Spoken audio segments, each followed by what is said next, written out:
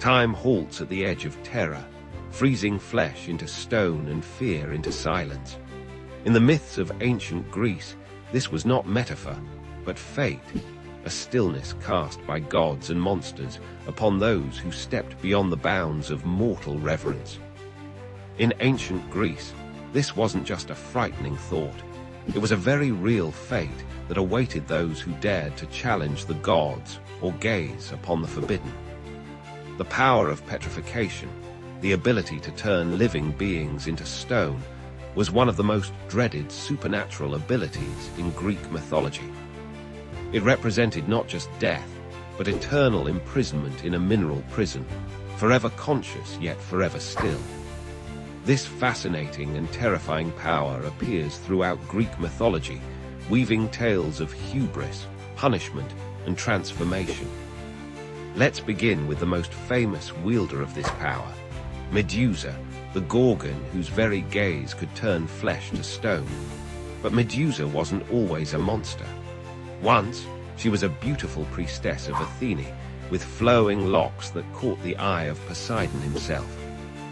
Their encounter in Athena's temple, whether consensual or not, so enraged the goddess that she transformed Medusa's beautiful hair into writhing snakes and cursed her with a petrifying gaze. Medusa's transformation speaks to the complex nature of divine punishment in Greek mythology. Was she truly the villain, or was she a victim of divine jealousy?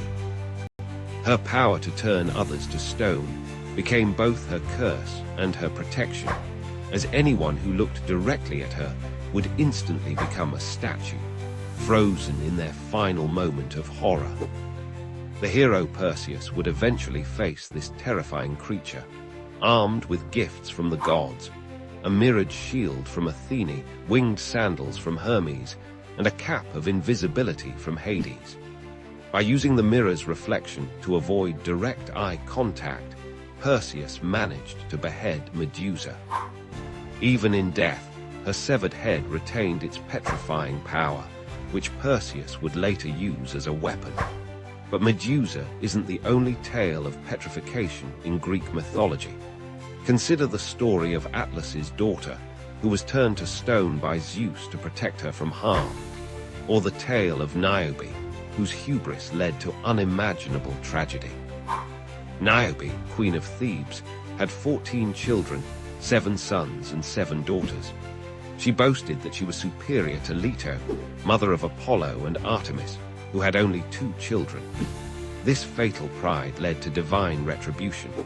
Apollo and Artemis, enraged by Niobe's insult to their mother, slew all 14 of Niobe's children with their arrows. Witnessing the death of her children, Niobe's grief was so overwhelming that she fled to Mount Sipylus. There, Zeus took pity on her endless mourning and transformed her into stone. Yet even as rock, it's said that tears continued to flow from her stone form, creating a natural spring that exists to this day. The Greeks also told of Anaxarete, a noble maiden of Cyprus, who spurned the love of Iphias with such cruelty that he hanged himself at her doorstep. When she looked unmoved even at his funeral procession, Aphrodite turned her to stone, preserving her cold heart in an equally cold form for eternity. These tales of petrification often served as warnings about pride, cruelty, and the consequences of disrespecting the gods. The transformation into stone represented a fitting punishment. Those who showed stone-cold hearts toward others often ended up literally turned to stone themselves. The power of petrification appears in other cultures' mythologies as well, suggesting a universal human fear of being frozen in time, unable to move or speak, yet still conscious. This theme resonates through the ages, appearing in modern stories from fantasy novels to superhero comics. In ancient Greek art, petrified figures were depicted with extraordinary detail, capturing the moment of transformation between flesh and stone. These artworks often showed the horror and anguish of the transformation, serving as powerful reminders of the gods' authority and the consequences of human hubris.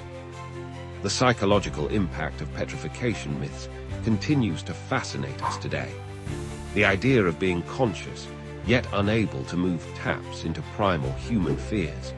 It represents a fate worse than death, eternal awareness, without the ability to interact with the world around you. These myths also reflect the Greek understanding of transformation and permanence. Stone, being one of the most durable materials in nature, represented an unchangeable fate. Once transformed, there was usually no return to human form, making petrification one of the most definitive and dreaded punishments in Greek mythology. Modern archaeologists have even suggested that some of these myths might have been inspired by actual stone formations or fossils found in ancient Greece. Natural rock formations that resembled human figures might have sparked stories of people turned to stone by divine power. As we reflect on these ancient tales of petrification, we are reminded of their enduring relevance. They warn us about the dangers of excessive pride, the importance of respecting others, and the permanent consequences our actions can have. In a world where we often feel invincible, these myths remind us of our vulnerability and the importance of humility before forces greater than ourselves. Whether wielded by Medusa, the gods, or other mythological figures, the power of petrification remains one of the most compelling and terrifying elements of Greek mythology. It continues to captivate our imagination, reminding us that sometimes the most frightening fate isn't death, but the eternal stillness of stone.